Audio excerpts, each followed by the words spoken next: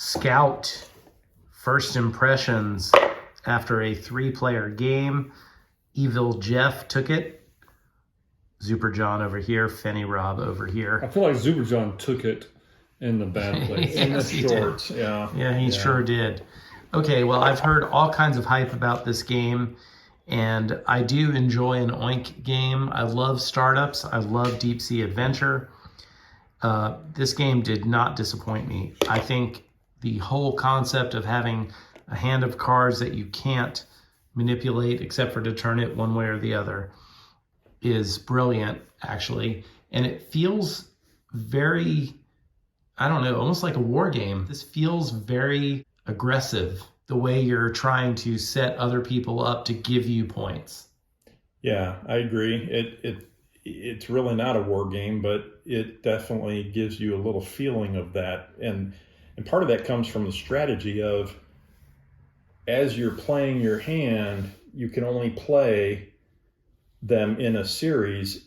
And so sometimes you've got cards in the middle that you want to get rid of to then combine those edge cards back together again to give you runs or more pairs or 3 or 4 of a kind.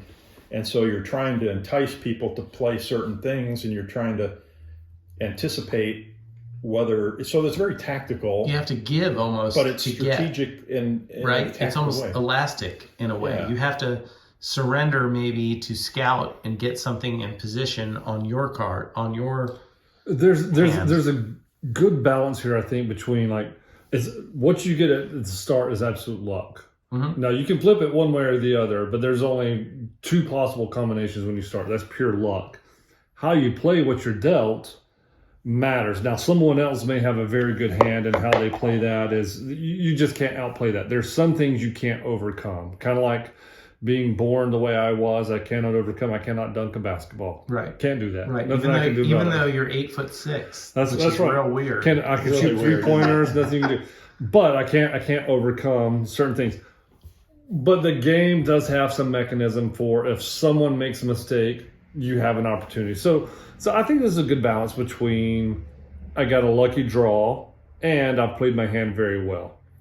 Yeah, and what I kind of like about this one is that it's quick, it's easy. I mean, literally, you can teach someone how to play this in minutes, but there is enough depth and strategy involved that it keeps your interest, and it's not just boring. And so, it's a great take it to the bar kind of game, or just a quick breakout for the family game, and it's short, sweet, and it's definitely worthwhile for the size of what it is. And I think, as you're saying, for the size of what it is, the amount of thinking and engagement is super high. I mean, like, for me, this game's an 8 out of 10, and only because there's no board, there's no pieces to move around. It's just a card game, but I would play this 100 times over something like Hearts or Spades. So yeah, I think if you're playing with the people who play games normally, this is an easy pickup. Play it, we love it. If you're playing with people who are not familiar with games, you're going to get a little frustrated when trying to explain the rules and go through all that. There's a startup cost to this. Gamers will understand it, no problem. Play it, we love it. If you're going with your cousin who doesn't play games normally and you're seeing them for the first time in 10 years, there's a little bit of a slow learning curve. But if you're playing with a 3-player game with your cousin who never plays games, after one 40-minute game, that person's all in, and now has opened up a whole new... I've got a long weekend. This game is great to play over and over a few times. Yeah, and this game really is, in comparison to many other games, is a very shallow learning curve, I think. Yeah, when you agree. I mean, there is a learning curve, but I think for hobby gaming, this is at short. the low. It's like a 2 out of 10 as far as complexity. Yeah. But as far as thinking, I guess what you'd call the ratio of rules versus thinking. To me, this is a perfect level of, you have a few rules to learn, but then the amount of thinking is totally worth the effort. Yeah, it's got some depth, and it keeps your interest, I think. You're not going to get bored of this game very easily.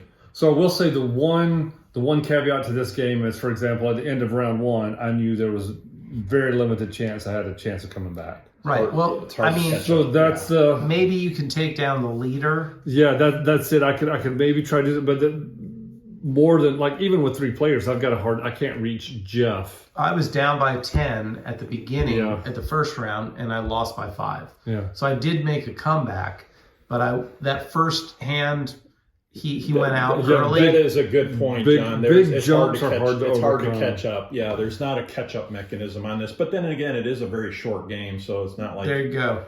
And I think if you played it enough, you wouldn't allow those mistakes to be made. That's That's the balance between this and Deep Sea Diver. Deep Sea Diver has a catch-up Sea mechanism. Adventure. Deep Sea Adventure, pardon. It's okay. It has a catch-up mechanism in that your later rounds have more points available on the table. Yeah. This one is every round counts the same. So if someone has a really big round, it's tough to come back from that. Yeah, if somebody goes out early Yeah. and everybody else loses points, which is what happened, that's bad. That might be... But I don't think that would happen again.